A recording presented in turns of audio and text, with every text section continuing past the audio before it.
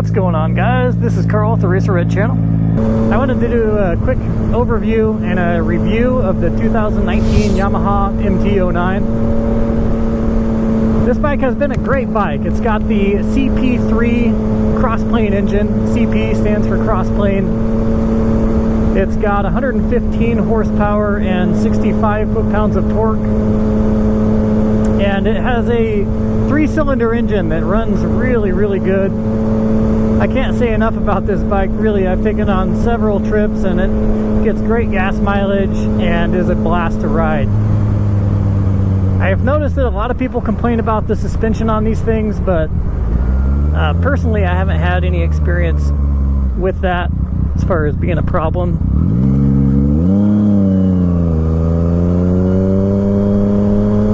With the upright seating position, I could ride it across the country no problem tomorrow. I mean, it would be really, really easy to do that.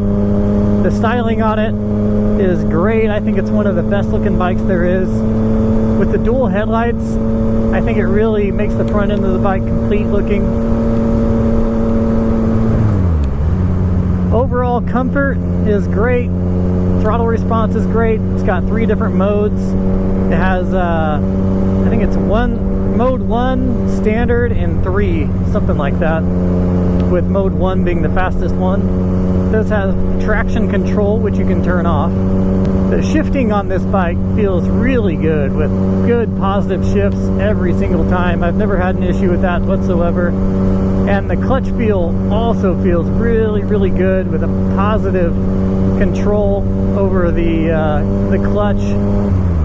The friction zone feels perfect to me. I would say one of the downsides to this style of bike is that it doesn't have a lot of storage capability. I've been looking into that a little bit because I am going on longer trips with a passenger, and when you have a passenger on here, you're really starting to run out of room in terms of storage. So it really is something that you will have to plan for. I've heard a lot of people discuss this motorcycle as if it's for beginners looking to get into bigger bikes. And I think that is a completely backwards way of looking at it. I think this is just a fun bike to ride overall. I don't think there's really a skill level involved in that. I'm an expert or pro level rider. I have a ton of fun on this. Throttle response feels great. The traction on this thing feels great. The handling in and out of corners feels great. Feels like you can really lean into it. It's not like my R1 where it feels like it's on a rail. However, it's very rideable. The torque is really what stands out on this bike. From low RPM all the way to the top, it really pulls hard. Unless you're on a racetrack, I really don't feel that the suspension is going to be much of an issue at all. Things that have been done to this bike are the grip warmers. I've put a windscreen on it. It does have frame sliders as well as a comfort seat, aftermarket exhaust, integrated rear tail light. Yeah, just a few upgrades like that that were mostly done before I bought the bike. This ECU has also been flashed, which I did myself. Well, not myself, I sent it in to get done. And from there on out, no issues with this bike whatsoever.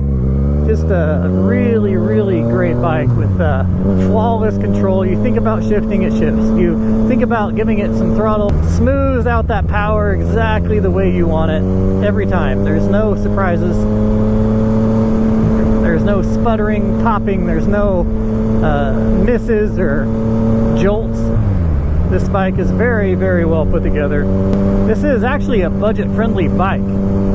I'm not sure exactly what the retail is on them, but I do remember when I went to purchase one brand new, it would have been right around $12,000 when it was all said and done. I purchased this particular one, I think, for $7,500 with everything done to it. So, very great deal on this bike.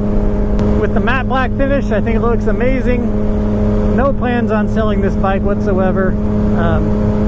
This is just one of my favorite machines to ride. If I'm going to ride across the country or something like that, or I just want a good, comfortable ride, this is the one that I choose if I know that I'm not going to hit any dirt. It does have a cabled clutch. It has hydraulic brakes. It's got disc brakes front and rear. And they are the old style calipers, apparently, which I don't mind. Again, I don't think you're going to notice that unless you're racing around a track or something. When I hit these bumps on the road, it really doesn't phase the suspension. I've always felt like I'm really good at diagnosing a bike or telling what's wrong with it. Suspension is such a subjective thing that it's not really something that you can say is good or bad most of the time unless you really have issues. So once your suspension is dialed, I don't know, it doesn't bother me unless it's real bad. And it can get sketchy if the suspension is horrible. But like I said, I haven't felt this bike do anything weird. So this bike is really, really good if you just want one motorcycle to do everything on the street. This is a great bike. It has great styling. It has great performance.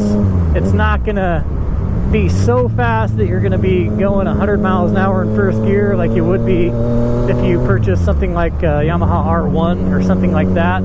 It's definitely not gonna struggle on the freeway. I mean, it's not gonna struggle to pass cars, and it's not gonna struggle to give you a good time. This thing is really, really fun to ride. I've ridden it all over the place. I did a 2,400 mile trip, I think it was. I went up Pikes Peak and visited the Great Faces, and this bike was just comfortable the whole way, had zero issues, and that was a double up trip. After 2 years of ownership of this thing, my only real complaint is the fact that you don't have a lot of room for luggage if you're going to go for a long ride. Especially if you have a passenger on the back, your luggage is pretty limited. There are some options to put a rack on the back, which I've explored and I actually utilized on that last trip that I did, but it still wasn't enough.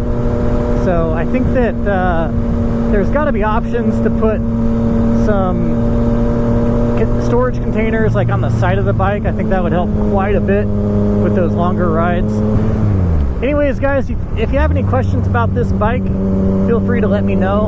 I'm not the greatest mechanic, but I do, like I said, I'm good at troubleshooting a bike.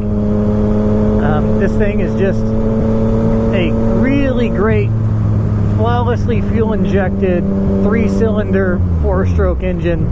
It has that nice cross-plane, throaty sound to it with smooth power. Really can't ask for much more when it comes to a street bike. And when I got my R1, I was kind of planning on getting rid of this one, but when it came down to it, this thing is just way too much fun and way too practical, and just the bike that I like to ride the most on the street when it comes to any kind of long distance riding. It's just it's so much fun, and you don't feel limited whatsoever. Anyways, guys, thanks for stopping by, and I'll catch you on the next video. Peace. Alright guys, I just wanted to give my Patreon members a shout out. That'd be Lance Darnell, Jim Jolson Jr., Kurt Kinghorn, Daniel Rausch, Brian Thomason, Wade James, Moto Creek, Nathan Young, Jason Frowling. I really appreciate each and every one of you guys. Thank you.